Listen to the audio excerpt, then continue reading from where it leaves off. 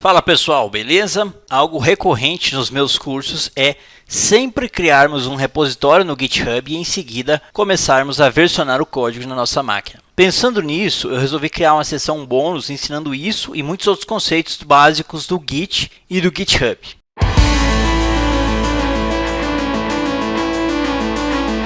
Na prática, é um mini curso onde mergulharemos no fascinante mundo do controle de versão com Git e GitHub. Essas ferramentas são essenciais para qualquer desenvolvedor que busca gerenciar projetos de forma organizada e colaborativa. Começaremos explorando o que são Git e GitHub. O Git é um sistema de controle de versão distribuído, enquanto o GitHub é uma plataforma que utiliza o Git para facilitar a colaboração em projetos. Entender esses conceitos é crucial para uma colaboração eficaz no desenvolvimento de software. Em seguida, aprenderemos a criar um repositório no GitHub. Esse é o ponto inicial para armazenar e organizar nosso código de maneira eficiente. A habilidade de criar, gerenciar e compartilhar repositórios é fundamental para qualquer desenvolvedor.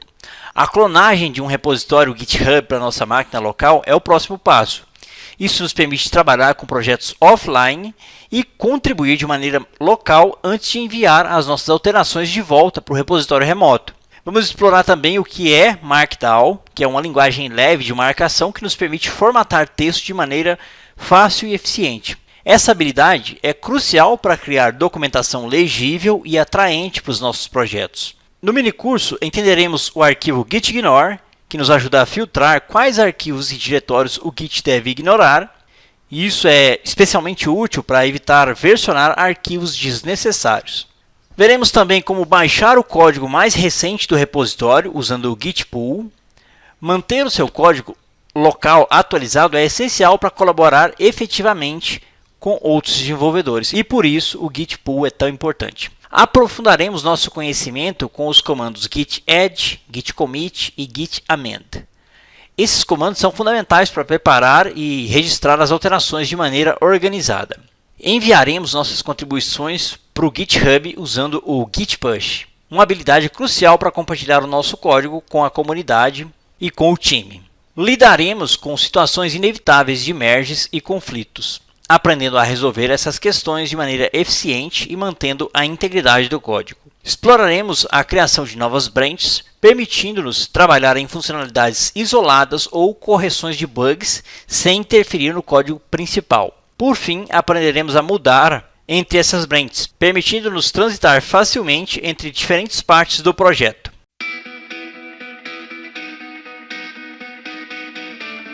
O Git é um sistema de controle de versão distribuído e amplamente utilizado para rastrear as alterações em arquivos e coordenar o trabalho colaborativo em projetos de desenvolvimento de software. Ele foi criado pelo Linus Torvalds em 2005, o mesmo cara que criou o Linux, ou melhor, que criou o kernel do Linux, e se tornou uma das principais ferramentas da indústria de desenvolvimento de software.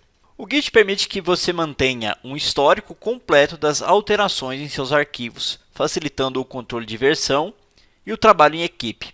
Com o Git, você pode criar diferentes branches do seu projeto. Na verdade, branch significa ramificação, então você pode ter diferentes versões do seu código.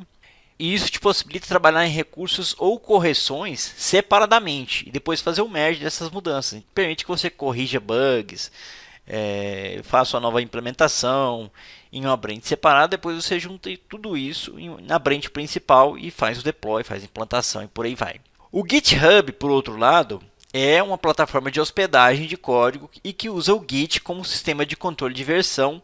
E além dele existem o Git Bash, o Bitbucket e outras ferramentas do tipo que também tem essa mesma funcionalidade.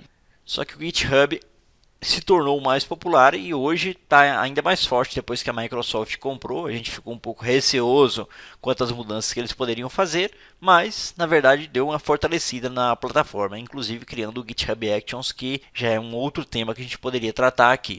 E esse cara permite que a gente hospede os nossos repositórios Git em um ambiente remoto, torna eles acessíveis a outras pessoas e facilita a colaboração em projetos de código aberto ou privados. No GitHub você pode compartilhar o seu código, colaborar com outras pessoas, revisar ou discutir alterações, abrir issues e rastrear bugs ou solicitação de novas funcionalidades e muito mais.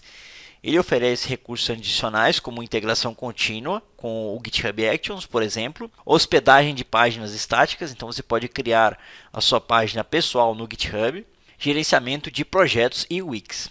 O Git e o GitHub são frequentemente usados juntos como uma combinação poderosa para o desenvolvimento de software colaborativo. Aqui está a página inicial do GitHub, né? No caso eu estou na minha conta, Leandro CGSI. Se você não tem uma conta, você precisa criar uma. A página inicial é essa daqui, que vai ter os repositórios que você está envolvido, últimas mudanças que aconteceram, alguns repositórios que ele sugere você dar uma conferida, quem te segue e as sugestões para você. Bom, pessoal, basicamente é isso. Aqui a gente tem a página inicial, vamos explorar um pouco melhor. Temos os projetos que você atribuiu estrelas, os pacotes que você fez o build, por exemplo, pacotes do NuGet ou do Apache Maven e por aí vai. Projetos que você participa e os seus repositórios. Esse é o GitHub e é isso. Resumindo, o Git e o GitHub são frequentemente usados em conjunto e eles permitem controlar e gerenciar as alterações do seu código. O Git te permite controlar e gerenciar as alterações em seu código localmente, enquanto o GitHub oferece um local centralizado para compartilhar e colaborar em projetos com outras pessoas.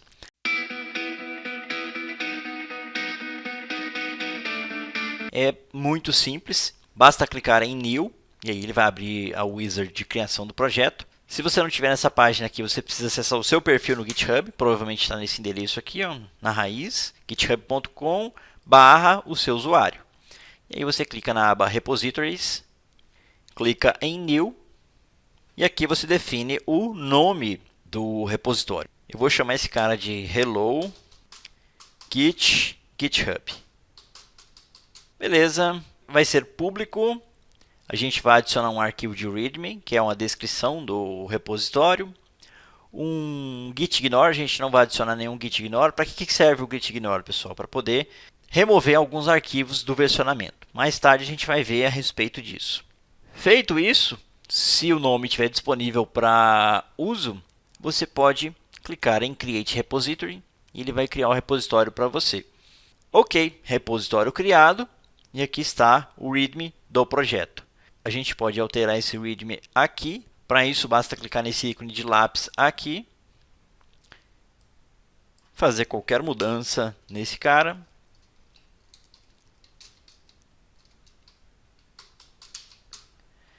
E comitar as mudanças. Se você der um Ctrl S, ele já vai sugerir o commit. Commit changes. Ou você pode clicar aqui no botão também de commit. Beleza, se você voltar ao repositório Hello GitHub, aqui está a alteração que você fez. Beleza? Em aulas futuras a gente vai ver um pouquinho mais sobre o arquivo README e Markdown. Então, até a próxima aula.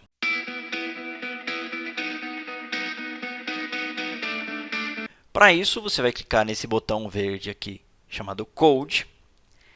E a gente tem diversas opções. A mais fácil delas é usar HTTPS. Para isso, basta você selecionar isso daqui e copiar, ou clicar nesse ícone aqui, que já vai copiar também para sua máquina. Beleza? Copiado, a gente vai para o diretório da nossa máquina em que a gente vai salvar o código. Supondo que você tenha o Git Bash instalado, vou clicar com o direito, Git Bash Here. Ele vai abrir o Git Bash para a gente. Vou expandir isso daqui para ficar mais fácil de visualizar. Beleza. E aí o que você faz? Você vai digitar o comando git clone e cola o link que você copiou. Agora que você colou o link, basta você teclar Enter, que ele já vai clonar para você o código na sua máquina. Mas basicamente a única coisa que muda é o nome do repositório aqui no final. Muda o nome do repositório e termina com .git. E aqui o seu usuário no GitHub. Perfeito. Com isso feito, basta a gente teclar Enter, que ele já vai clonar na nossa máquina. Perfeito, código clonado. Ele está fora da pasta, né? Então vamos digitar aqui cd h hello GitHub. E aqui ele já mostra que a gente está na tag main, na branch main, melhor dizendo. Vou dar um Ctrl L aqui. Essa é a branch main, ou seja, é a branch principal. Não se preocupe com isso, por enquanto isso é tudo que você precisa saber. Agora voltando para o diretório, vamos abrir o diretório. Aqui a gente tem apenas o arquivo README. E aqui está o nosso README. Perfeito. Esse é o arquivo README. Ele é escrito em Markdown e é uma tecnologia que a gente vai entender na próxima aula. Beleza? Então, até a nossa próxima aula.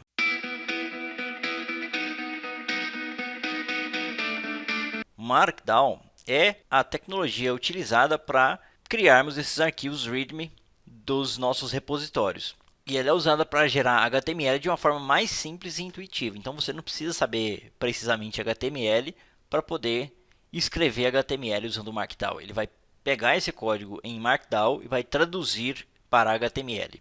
Resumindo, Markdown é uma linguagem de marcação que permite a formatação de texto de forma simples e intuitiva.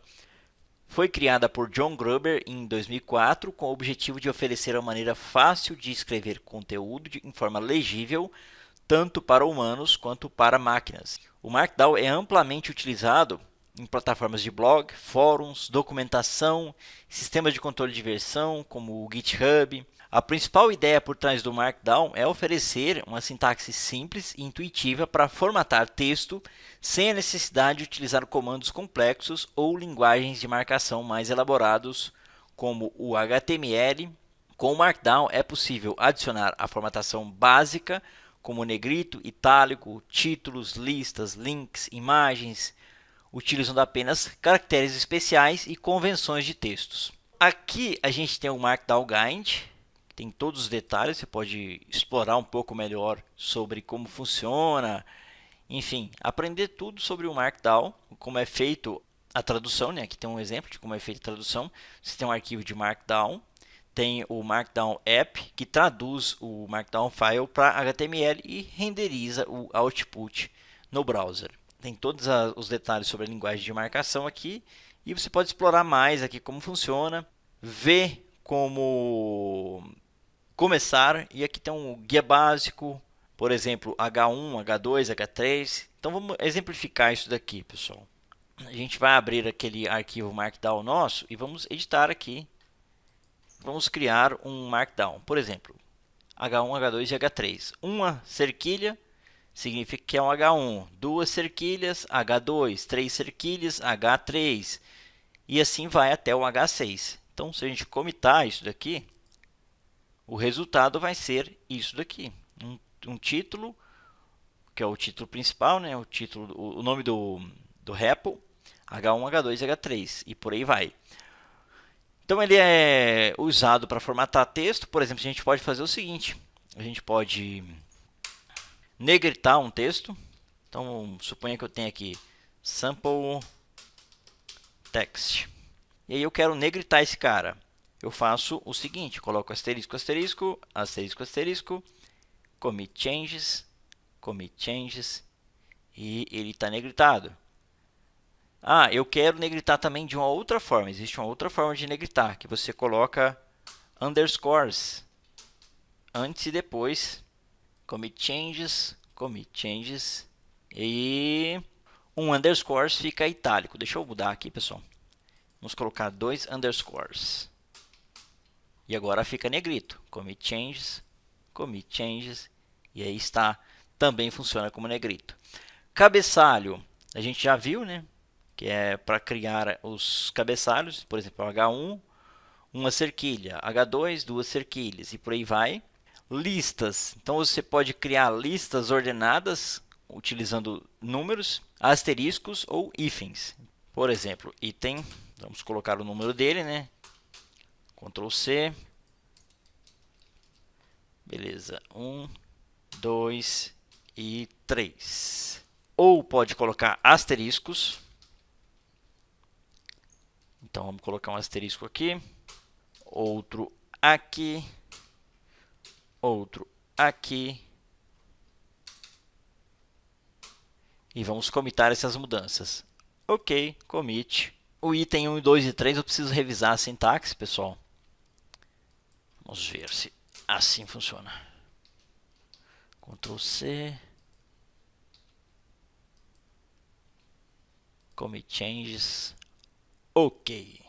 E não funcionou. Você tem que explorar isso daqui e ir testando, pessoal. No caso, criar a lista usando números, eu tenho que revisar.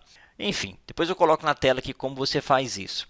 Dá para você colocar também links com imagens, citação, bloco de código, criar tabelas e por aí vai. Enfim, dá para fazer muita coisa com o Markdown e ele é bastante utilizado na documentação de repositórios. E a principal vantagem do Markdown é a sua simplicidade e facilidade de aprendizado. Ele permite que você se concentre no conteúdo em vez de se preocupar com a formatação complexa do texto. Além disso, a maioria das plataformas e ferramentas online oferece suporte nativo ao Markdown, permitindo que você visualize instantaneamente o resultado formatado enquanto escreve. Em resumo, o Markdown é uma linguagem de marcação leve que simplifica a formatação do texto, tornando mais fácil e rápido criar conteúdo estruturado e legível. É amplamente usado em diversas aplicações e oferece uma alternativa simples e eficaz ao HTML e outras linguagens de marcação que são mais complexas.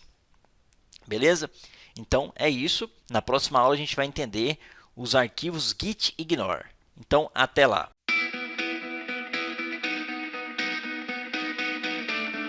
Mas antes, só mostrar para vocês como a gente teria feito a lista usando números. Bastaria colocar um ponto ao invés de um traço, como eu fiz aqui. Então, voltando ao nosso arquivo de Markdown, se eu comitar as mudanças dessa maneira, adicionando um ponto ao invés de um traço, vai funcionar. Commit changes, e aí está, uma lista ordenada e uma lista não ordenada. Agora, voltando ao foco da aula, a gente vai conhecer o git ignore. O que é o git ignore? É um arquivo utilizado no Git para especificar quais arquivos e diretórios devem ser ignorados pelo sistema de controle de versão. E ele permite definir padrões de arquivos ou pastas que não devem ser rastreadas ou incluídas em um repositório Git. Quando um arquivo .gitignore é adicionado ao repositório Git, o Git utiliza as regras contidas nele para determinar quais arquivos e diretórios devem ser ignorados. E isso significa que esses arquivos não serão exibidos nas listas de alterações pendentes, não serão incluídos nos commits e não serão enviados para o repositório remoto, no nosso caso para o GitHub. O formato do arquivo .gitignore é baseado em regex, em que cada linha especifica um padrão de exclusão. Alguns exemplos comuns de padrões utilizados são asterisco.txt, vai ignorar todos os arquivos com extensão txt, ou, por exemplo, build.barra, ignora o diretório do conteúdo build e todos os seus conteúdos, ou, por exemplo, por arquivo config.ini, ignora o arquivo específico chamado config.ini. E também você pode inverter. Para inverter a lógica, por exemplo, você quer excluir todos os .txt, exceto um arquivo que é importante, por exemplo, important.txt. Daí você adiciona um asterisco important.txt e inverte a regra de exclusão. Esse arquivo de gitignore pode ser colocado na raiz do repositório ou em diretórios específicos para aplicar as regras apenas nesses locais. É uma prática recomendada incluir no arquivo gitignore todos os arquivos gerados automaticamente, como arquivos de compilação, arquivos temporários, arquivos de log e credenciais sensíveis, a fim de evitar que eles sejam acidentalmente incluídos no controle de versão. É importante destacar também que, ao modificar o arquivo gitignore, é necessário realizar um novo commit para que as alterações sejam aplicadas ao repositório Git. Aqui tem uma polêmica, pessoal, porque algumas empresas gostam de comitar o arquivo gitignore e outras não. Pessoalmente, eu prefiro comitar, mas daí vai de cada empresa. O arquivo gitignore é uma ferramenta essencial no Git para evitar a inclusão de arquivos indesejados no controle de versão, contribuindo para um melhor gerenciamento e organização dos repositórios Git. O GitHub disponibiliza um repositório com diversos templates .gitignore para diferentes linguagens de programação. Esses templates já contêm configurações pré-definidas para ignorar arquivos comumente gerados por essas linguagens. Então, vamos abrir esse template, né? Aqui a gente tem diversas versões de gitignores para diferentes linguagens, para Android, para C++, C, Dart, Fortran, Grails, Gradle, vamos ver aqui Java gitignore. Vamos pegar esse template aqui e, se você olhar, tem todos os arquivos que ele vai excluir. .class, que são arquivos compilados, .log, que são arquivos de log. Aqui, arquivos específicos da IDE BlueJ, ferramentas para mobile e por aí vai. Então vou pegar esse cara e vou abrir em modo raw ou modo bruto. E aqui está o arquivo. Vou salvar esse cara, Ctrl S. Esse cara não tem um nome e não tem uma extensão, é apenas .gitignore. E aqui você vai deixar todos os arquivos, senão não vai funcionar. Perfeito, save. Adicionado o arquivo gitignore. E aqui está ele. O que a gente pode fazer agora? Se eu vier no Git, aqui no nosso projeto, der um git status, que é um comando para ver o que tem de mudança, a gente tem o gitignore. Esse gitignore ainda não é perfeito. E provavelmente você vai customizar todos os seus gitignores várias e várias vezes. Então eu vou copiar um que eu sempre uso em projetos Java. Vou deixar ele aqui. Replace file in the destination. Perfeito, pessoal. Agora eu também vou pegar o código de um projeto Java. Pode ser qualquer linguagem. Eu estou usando o Java só para exemplificar a importância desse cara aqui. E a gente vai adicionar ele ao projeto. Perfeito, colei o projeto Java aqui, poderia ser C Sharp, poderia ser Python, poderia ser qualquer linguagem que você estiver utilizando. Vou abrir esse cara, copiar o caminho, veja que tem apenas POM e SRC, que é o que importa para a gente. Vou importar ele na IDE, para isso vem em Import Projects, Existing Maven Projects, Next, colo aqui, Browse. Leandro, não estou usando o Java, como é que eu vou fazer? Não se preocupe, pessoal. A ideia é só te mostrar como funciona. Não importa se você está usando outra linguagem ou outras ferramentas. Só quero demonstrar para você como funciona e por que é tão importante. Ok, finish. Ele vai importar o projeto e vai compilar esse projeto para a gente. Vamos aguardar isso. Vou acelerar o vídeo e retorno quando terminar. Ok, projeto importado. Vamos retornar ao diretório do código e antes só tinha esse cara e esse cara. Isso daqui, todos esses arquivos e pastas são gerados pela IDE. E esses caras não são comitados. Se eu der um git status, vai aparecer esse projeto, mas não vai aparecer esses outros caras. Voltando, Ctrl L, git status novamente. E aqui tem o gitignore e tem a pasta com o código. Perfeito? Então, ele não vai ser incluído no versionamento. Aqueles arquivos específicos não vão ser incluídos no versionamento. Voltando, vamos abrir o nosso gitignore. Aqui é o readme, na verdade, né? Ok, aqui está o nosso gitignore e tem os arquivos que ele vai ignorar. Por exemplo, chaves SSH, ferramentas de aplicações mobile e por aí vai. Diferentes tipos de arquivos e pastas que ele vai ignorar. Por exemplo, o target, que no caso é essa pasta aqui, ó, que é tudo de arquivo compilado, então é para isso que ele serve. Se você está usando a IntelliJ, tem os arquivos específicos da IntelliJ que ela também vai gerar e que também serão ignorados. Ah, estou usando C Sharp, mesma coisa, vai ter coisas específicas do Visual Studio e se você usar um gitignore daqueles templates lá, provavelmente já vão ignorar também. Python a mesma coisa, Kotlin a mesma coisa e por aí vai. Beleza, pessoal? Então é isso. Até a nossa próxima aula.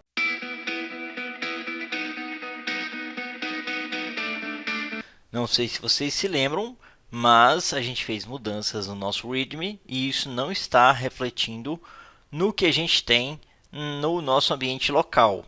Então, se a gente tentar fazer um commit agora, vai dar um problema. Como que a gente resolve isso? A gente vai fazer a atualização do código. Então, se eu abrir esse README aqui no Spring Tool Switch, acho que ele não consegue abrir dessa maneira, Open File, e eu vou copiar o caminho para ele. Copio o path e volto para o Spring Tool Switch.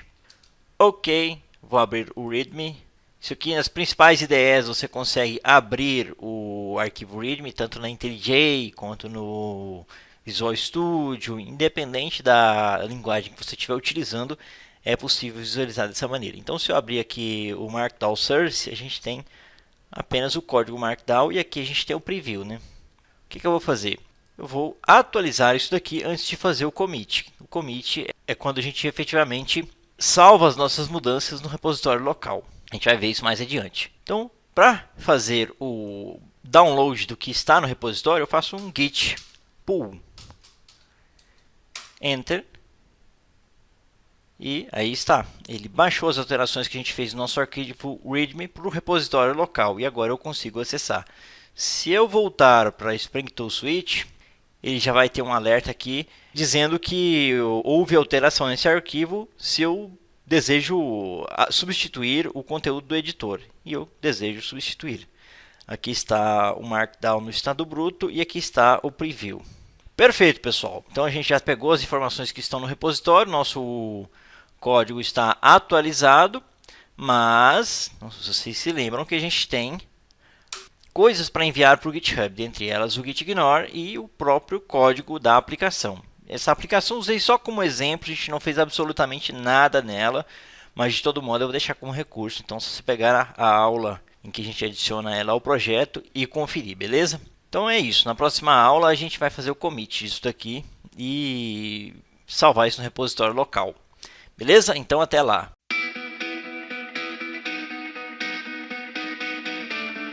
Isso efetivamente salva o nosso código no repositório local. Para fazer isso, o que a gente precisa? A gente precisa executar o comando git commit. Ele é usado para criar um novo commit no git local, registrando as alterações feitas nos arquivos do repositório. Cada commit representa um estado específico do projeto em um determinado momento e contém um conjunto de alterações feitas desde o último commit.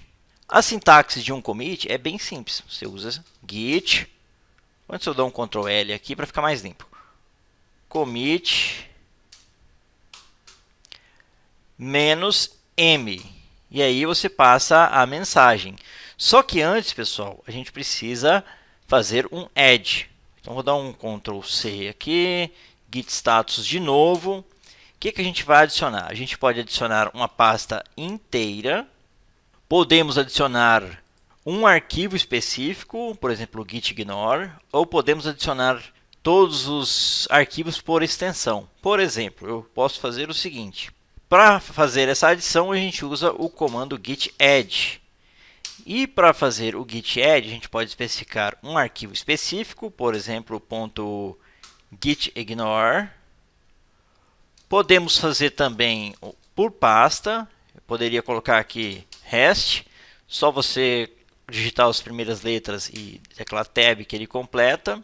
Ou você pode fazer também por arquivo. Então eu posso especificar aqui um caminho completo para um arquivo, ou posso fazer ainda por extensão, por exemplo, por .java.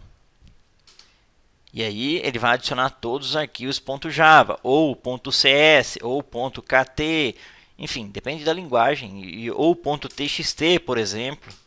Mas a forma mais simples de fazer isso é usar o .add.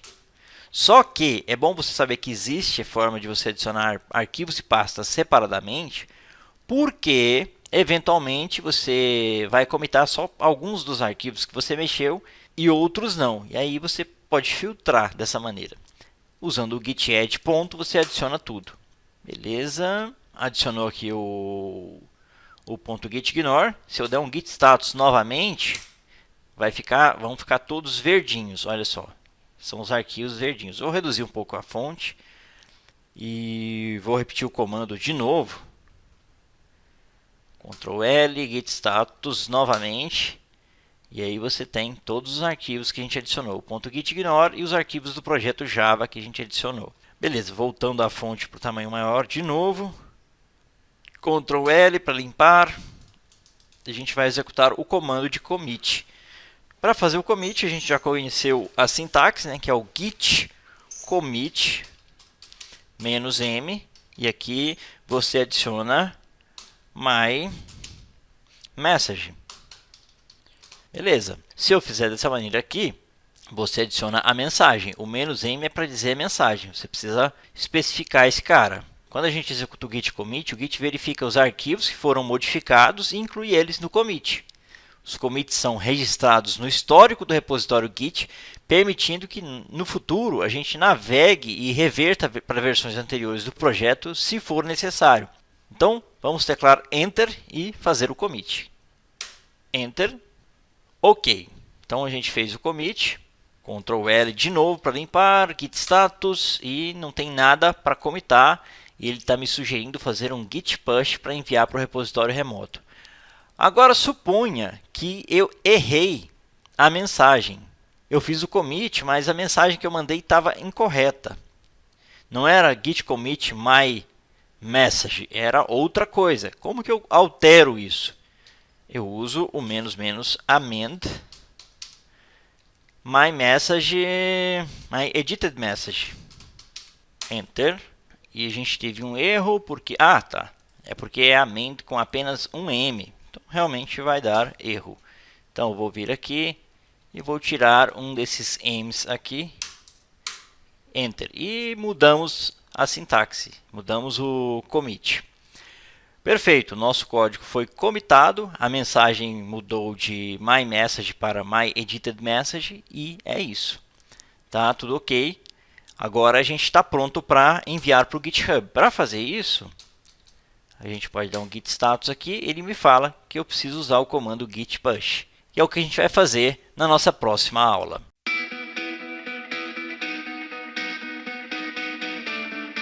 No meu caso, eu já estou autenticado, então não tem nenhum segredo para mim.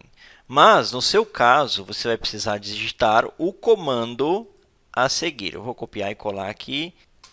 E esse é o comando. Você adiciona um git config --global user.name. Aí você passa o nome do usuário. Também existe um comando para adicionar o e-mail, né? Primeiro é o username, depois é o user e-mail. E aí você passa o seu e-mail. Feito isso, você vai autenticar. Ele vai te pedir senha, você insere a senha e está autenticado. Só que você vai precisar fazer isso todas as vezes que você for comitar alguma coisa. Para isso, existe um outro comando que é para armazenar essas informações na sua máquina. Como que você faz isso?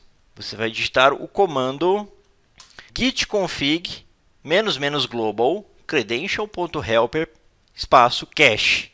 E aí você vai definir o default, né, que é o cache. Na sua máquina você pode fazer dessa maneira aqui, que vai ficar sempre em cache. Toda vez que você usar, já vai autenticar automaticamente. Ou, se você estiver usando em uma máquina de terceiro, uma máquina que outras pessoas vão utilizar, você adiciona um cache timeout igual a 3600, que é por hora. Então, uma hora é igual a 3.600. Você vai multiplicar isso daqui pelo número de horas que você quiser manter isso em cache. É esse o comando para salvar isso aqui na sua máquina e você não precisar ficar logando toda hora. Beleza? No meu caso, eu já estou logado, então não preciso digitar esse comando. Para enviar os arquivos para o GitHub, é bem simples. Eu só vou abrir aqui o browser novamente para vocês verem que o que a gente tem aqui no momento. A gente só tem o arquivo README. Não tem nada, nenhuma informação, apenas o arquivo README com nada. Perfeito. O que eu vou fazer? Eu vou digitar o comando git push. Esse comando só vai funcionar se você estiver logado. Se não estiver logado, não vai funcionar. Enter. Ok. Código enviado para o GitHub.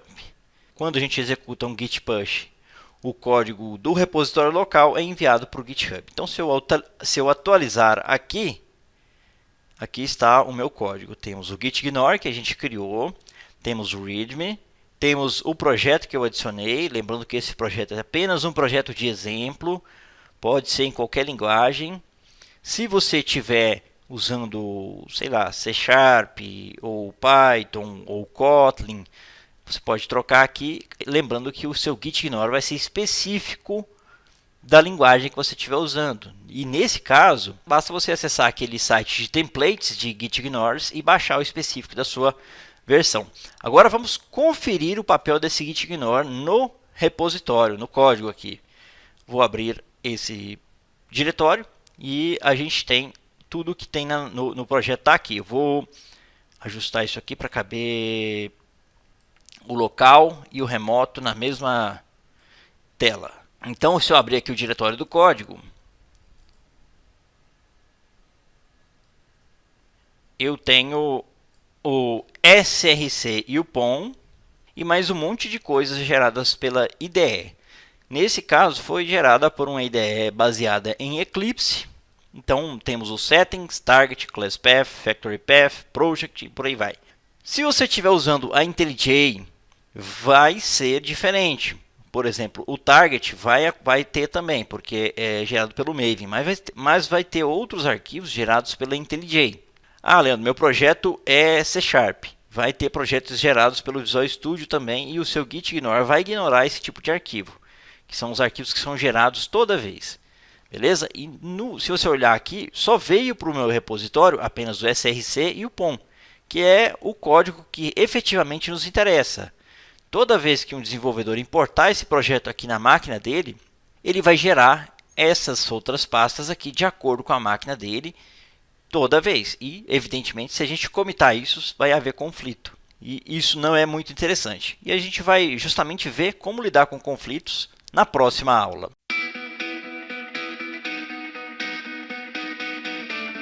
Claro que o exemplo que eu vou fazer aqui vai ser bem simples, mas já é um começo. E aí você vai aprendendo e adaptando de acordo com o que for acontecendo com você. Eu vou vir aqui no meu README e vou mudar apenas esse título aqui. Hello Git GitHub. E eu vou colocar aqui merge hello Git GitHub. Beleza? Commit changes ou Ctrl S e ele vai abrir essa tela aqui. Commit changes. Beleza. Agora eu vou voltar para Spring Tool Suite. E simulando que um outro desenvolvedor fez aquela mudança lá, e eu também vim aqui na mesma linha e fiz a mudança. Hello Git GitHub merge. Beleza. Perceba que é em outro lugar, né? Então ele não vai conseguir fazer um merge automático. Agora, ao tentar baixar o código, olha o que vai acontecer. Antes, né, eu preciso fazer o commit. Git commit my first merge. Ok, tem que adicionar esse cara, né? Git add ponto, ou poderia colocar o git add readme, mas o ponto é mais simples. Beleza, vamos commitar de novo. Agora sim, commitou. Vamos tentar fazer o push, enviar o código para o GitHub. Git push, enter. Ah, claro, faltou o git aqui, né? Git push, ele vai falar que foi rejeitado porque existem alterações no repositório remoto e primeiro eu preciso baixar essas alterações para depois enviar. Então vamos lá, git pull. E aqui ocorreu um auto-merging no README. Ele conseguiu resolver automaticamente, mas perceba que aqui a gente tem o main e merging. Ele criou uma branch automática com esse merging. Perfeito. Agora vamos resolver esse conflito. Primeira coisa, vamos atualizar aqui. Olha só como é que fica a mensagem. O que eu baixei do GitHub está dessa maneira aqui, merge hello git GitHub, e o que eu adicionei, que eu estava tentando enviar, está dessa maneira. Então criou o conflito e eu preciso tirar isso daqui para ajustar isto. Como que eu faço? Bem simples, só basta eu ajustar a mensagem corrigindo esse erro. Hello Git GitHub merge. Vou deixar dessa maneira aqui, mas é só um exemplo também, então não tem que se preocupar tanto. Salvei. Voltando aqui na branch do merge, eu vou fazer o seguinte, eu faço um commit, git commit -m my first merging. Mas antes eu preciso fazer o git add. Ctrl C, Ctrl L, git status. Beleza. Então eu faço um git add ponto para adicionar essas mudanças, né? Ok, Ctrl L, novamente. Git commit my first merge e automaticamente ele fez o merge e removeu a branch automática de merging. E é isso. Então agora sim a gente conseguiu fazer o merge e resolver o conflito. Git status ok, git push, enter. E agora sim, conflito resolvido, código enviado para o GitHub. E era isso. Então ficou Hello Git GitHub Merge. E aí está.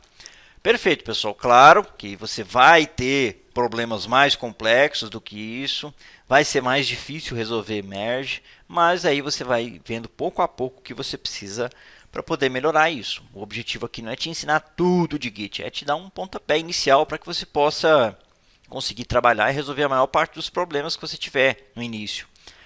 Aí, à medida que você for precisando, você vai fazendo coisas mais complexas, beleza? Então é isso. Na próxima aula a gente vai entender como criar uma nova branch, beleza? Então é isso aí. Até a nossa próxima aula. O que é uma branch? É uma ramificação do código em um repositório Git. Imagine que você está trabalhando em um bug e você não quer enviar o seu código para a branch principal do projeto, mas você quer versionar e mandar para o GitHub para ter certeza de que não existe uma chance de você perder o que você fez na sua máquina. Como que você faz isso? A gente cria branches, cria novas branches ou novas ramificações.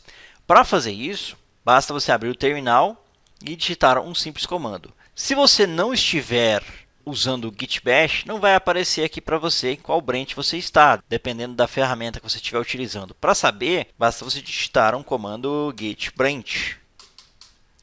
E aí ele vai mostrar asterisco main, que é a branch específica, mas se tivessem várias branches, ele mostraria aqui também. Beleza, essa é a branch atual e a gente vai criar uma nova branch. Para fazer isso, a gente vai usar o comando git branch my first branch. Enter. E a gente criou a nova branch. Beleza, se eu executar novamente o comando git branch, ele vai mostrar que tem duas branches, que é esta, e eu estou na main. Então a gente criou a nova branch, mas a gente não mudou de branch. E é isso que a gente vai fazer na nossa próxima aula.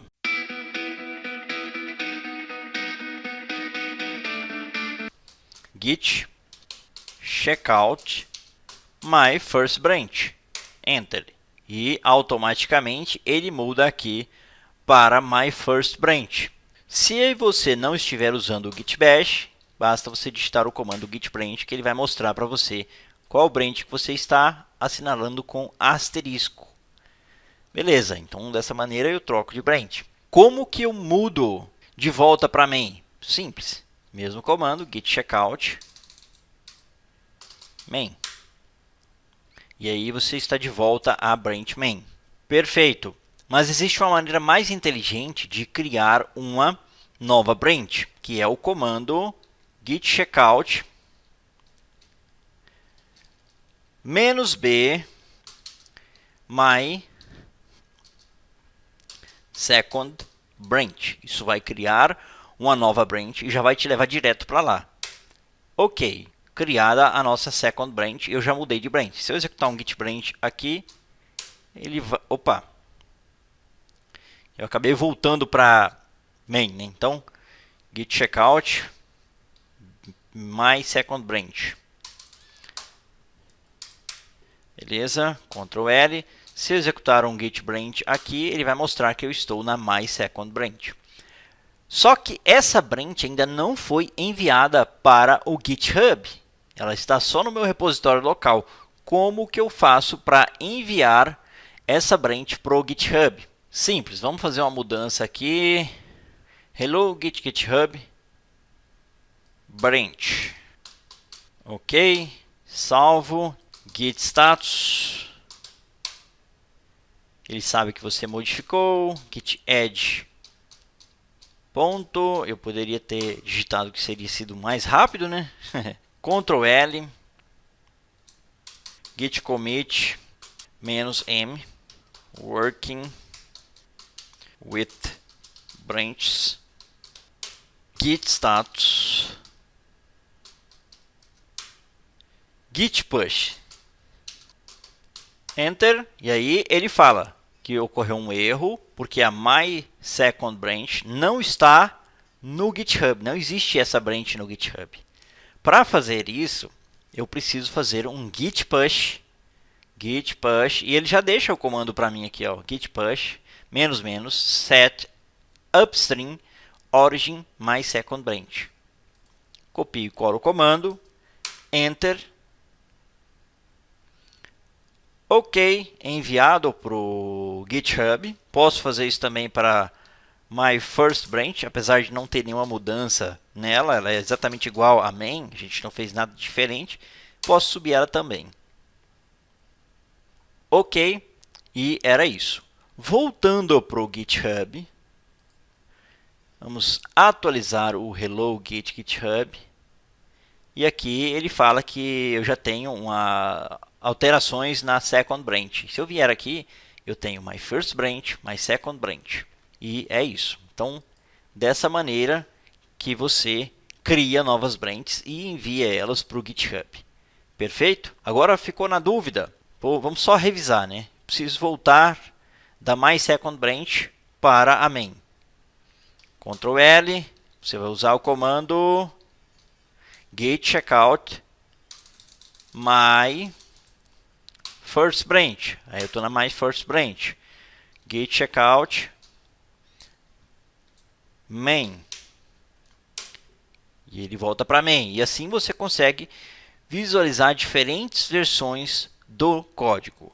Eu uso isso bastante, pessoal, nas atualizações dos meus cursos. Antigamente eu fazia em um único repositório, só que aí começou a ter problema de atualização, né? Sempre está mudando, as tecnologias estão sempre mudando, então a gente não pode mudar no que já foi gravado, mas a gente pode criar branches. E é nesse caso aqui, ó, por exemplo, a gente tem a branch main e o que aconteceu no Java 19 com o Spring Boot 3, por exemplo. E aí eu vou criando branches com as atualizações mais recentes. E da mesma maneira acontece no mundo real com as aplicações em que você cria branches para resolver bugs, cria branches para atualizações novas, para criar uma nova funcionalidade e por aí vai, para não impactar a branch principal, que no caso aqui é a main, pode ser outro nome de branch que a empresa definir, mas dessa maneira aqui as mudanças que você faz não impactam diretamente a branch principal e consequentemente não quebra a aplicação. Beleza? Então é isso, a gente aprendeu o básico do que você precisa sobre Git e GitHub. Eu acho que com isso aqui você vai conseguir trabalhar com tudo que você tiver de problema relacionado a Git. É o mínimo que você precisa saber, é isso. Caso você tenha um problema mais específico, você vai usar o Stack Overflow, vai usar o Google, vai usar o ChatGPT e eles vão te ajudar a resolver os problemas mais complexos que você for tendo ao longo da carreira. Beleza, pessoal? Então é isso. O objetivo aqui não é ser um guia definitivo de Git, é um mini curso que vai te passar o básico do que você precisa sobre Git. Beleza? Então é isso. Até a nossa próxima aula. Fala, Dev, beleza? Se você quer estar entre os melhores e desenvolver APIs de ponta usando as mesmas técnicas e tecnologias utilizadas por Uber, Netflix, Twitter, Tesla, Airbnb, Facebook e Instagram, preste atenção no que eu vou te ensinar nesse curso. Você vai aprender na prática todo o poder e leveza que o Spring Boot aliado ao Docker pode proporcionar. Nesse curso serão abordados desde conceitos mais básicos para quem nunca desenvolveu um web service, passando pelos principais conceitos teóricos, indo até conceitos mais avançados, como RateOS, Swagger, autenticação com JWT, Postman, integração com o Docker e deploy na Amazon AWS. Enfim, uma série de coisas legais. E claro, tudo isso reforçado com exemplos práticos para que você aprenda REST de verdade. De quebra, além dos conceitos mais importantes do REST, esse curso também dedica mais de 1 hora à construção de um pipeline de integração contínua envolvendo o Docker, Docker Compose, GitHub Actions e a Amazon AWS. Vai ser incrível, a gente comita o código no GitHub, o GitHub Actions constrói a nossa Docker Image e implanta na Amazon AWS automaticamente. Mas não para por aí. Na última atualização foram adicionadas novas seções bônus, ensinando atalhos de produtividade, como usar outros bancos de dados, como migrar de versões antigas para a versão mais recente do framework e uma seção ensinando tudo o que você precisa saber para consumir uma API com React.js. Na verdade, é tanto conteúdo que só essa seção pode ser considerada um mini curso à parte. Ao final de tudo, você entenderá como uma stack de tecnologias envolvendo Spring Boot, Docker e Amazon AWS fazem tanto sentido juntos e possibilitam a construção de APIs sólidas e eficientes. Além de todos os vídeos que esse curso contém, ele vem acompanhado de guias por escrito para que você possa tirar dúvidas, revisar conceitos importantes e fixar o conhecimento. O curso é projetado para que você saia do zero absoluto e consiga implantar sua API na nuvem. E se nessa jornada surgirem dúvidas, eu vou estar sempre à disposição de você no fórum de perguntas e respostas para auxiliar e para tirar toda e qualquer dúvida. E para quem não me conhece, eu sou autor de outros cursos aqui na plataforma e já estou com mais de 30 mil alunos. Esse curso é um curso amplo, todo mundo pode fazer, desde quem nunca desenvolveu um web service até quem tem uma mínima ou intermediária experiência, seja com Spring Boot e Java ou mesmo com outras tecnologias como Ruby on Rails, Python ou ASP.NET. Além de tudo isso, a Udemy lhe dá um certificado ao final do curso que poderá lhe ajudar, inclusive, a conseguir uma promoção ou um trabalho mais interessante.